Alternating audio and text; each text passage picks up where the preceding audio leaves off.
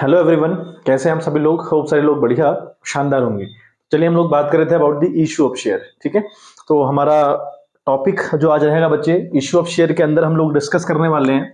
ठीक है, issue of share की हम लोग बात करेंगे ऑब्वियसली, और बात हम लोग करेंगे when the share are issued at premium. ठीक है, आज हम टॉपिक पकड़ेंगे बच्चे, अगर हम प्रीमियम पर इशू करें तो फिर किस तरीके से एंट्री होती है। मैंने आपको बताया था कल कि हम ये वाला टॉपिक डिस्कस करने वाले हैं। ठीक है, तो issue of share at premium, और आपका जो मामला रहेगा वो रहेगा इक्वल सब्सक्रिप्शन वाला। ठीक है बात,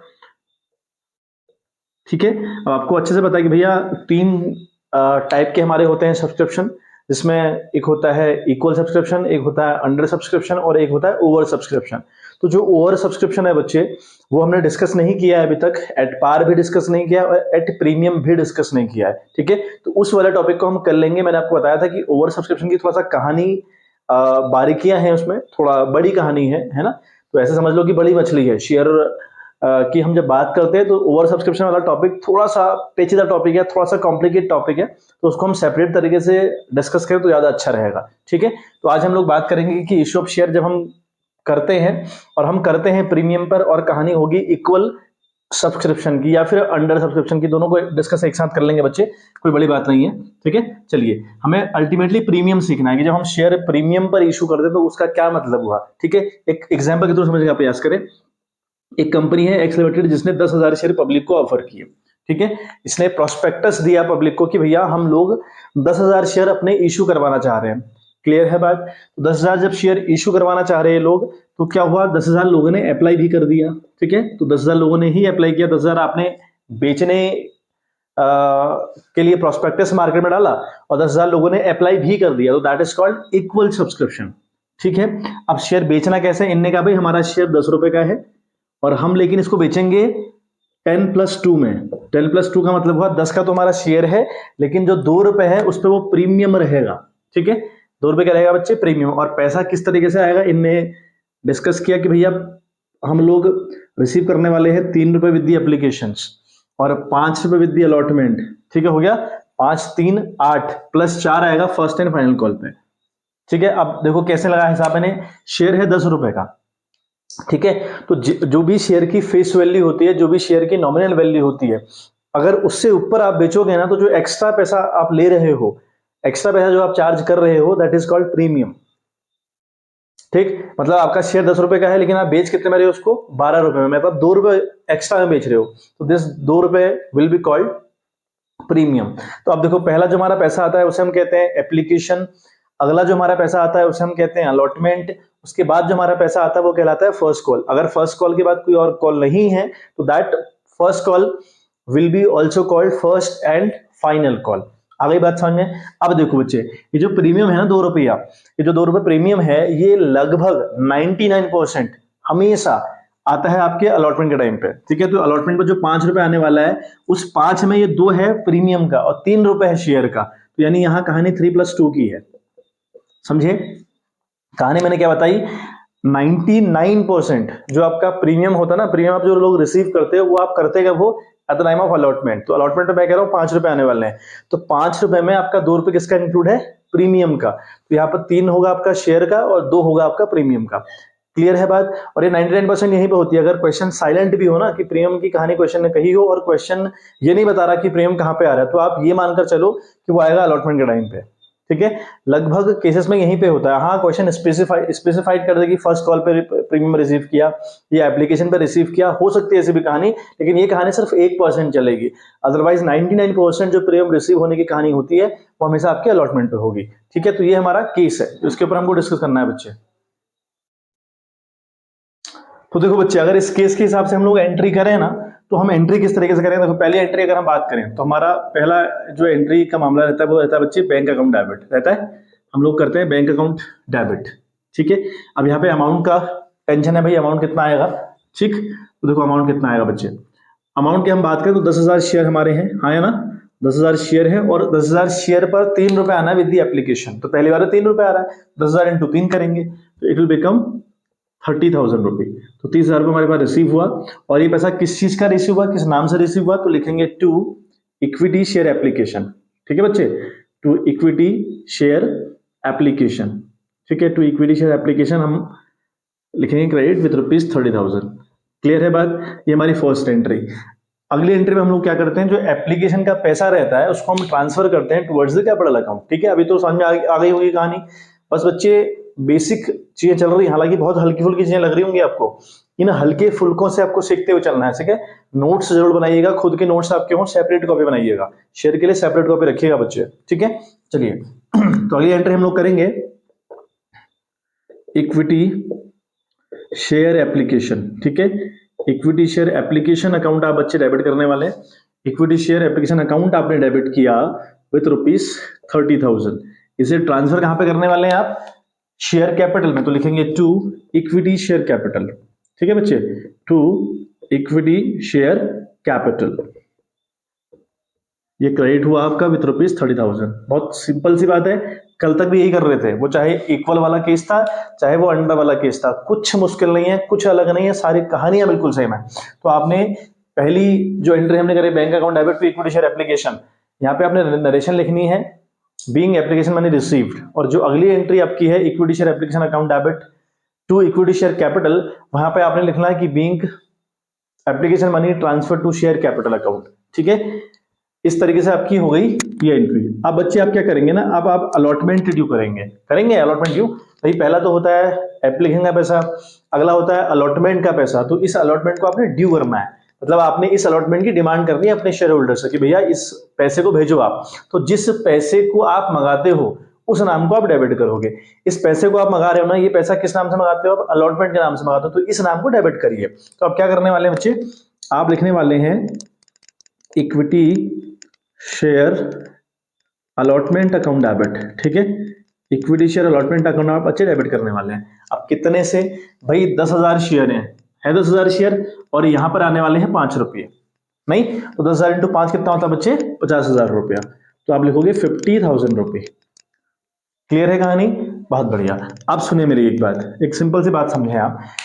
ये जो ₹5 है ना भैया, ये आपके पूरे ₹5 तो है अलॉटमेंट के। क्लियर? तो इसलिए मैंने क्या लिखा, equity share allotment account 10,000 into किया 5, क्योंकि अलॉटमेंट का ₹5 आने वाला है, तो 50,000। लेकिन इस ₹5 में ₹3 तो है शेयर कैपिटल के, शेयर के हैं ₹3 नहीं, और ₹2 हैं प्रीमियम के। ठीक है बात? ₹3 किसके हैं? शेयर कैपिटल के, और ₹2 किसके हैं? प्रीमियम के। तो ₹3 जाएंगे शेयर कैपिटल में, ₹2 जाएंगे प्रीमियम में। तो ये एक एंट्री यहां पर थोड़ा सा अलग हो जाती है। तो हम क्या लिखेंगे, टू इक्विटी शेयर कैपिटल, ठीक है, टू इक्विटी शेयर कैपिटल। अब जो इक्विटी शेयर कैपिटल है बच्चे, उसमें आप उतना डालते हैं जितने आपके शेयर हैं। कितने आपके शेयर हैं? 10,000 शेयर है, ठीक है। और इनटू कितने का शेयर आपका है? ₹3 का। हालांकि अलॉटमेंट के ₹5 है, लेकिन आपके शेयर की वैल्यू यहाँ पे ₹3 है, ठीक है। तो 3 किया आपने, तो ये क्रेडिट किया विद ₹30,000। समझ में आ गई बात? ठीक है। अब जो अलग होगी बात, वो ₹2 है प्रीमियम का, तो उसको हम किस नाम से रिकॉर्ड करते हैं? उसको नाम करते हैं हम सिक्योरिटीज, ठीक है, टू सिक्योरिटीज प्रीमियम।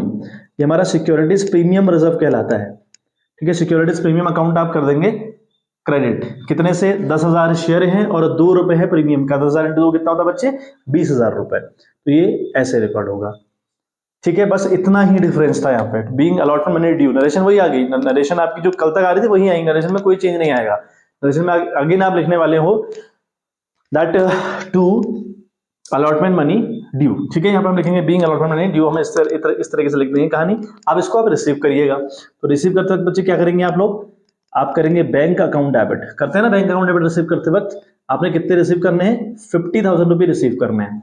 करना है 50,000 रुपये रिसीव, तो आप 50,000 रुपये रिसीव करेंगे और टू लिखेंगे इक्विटी शेयर अलॉटमेंट।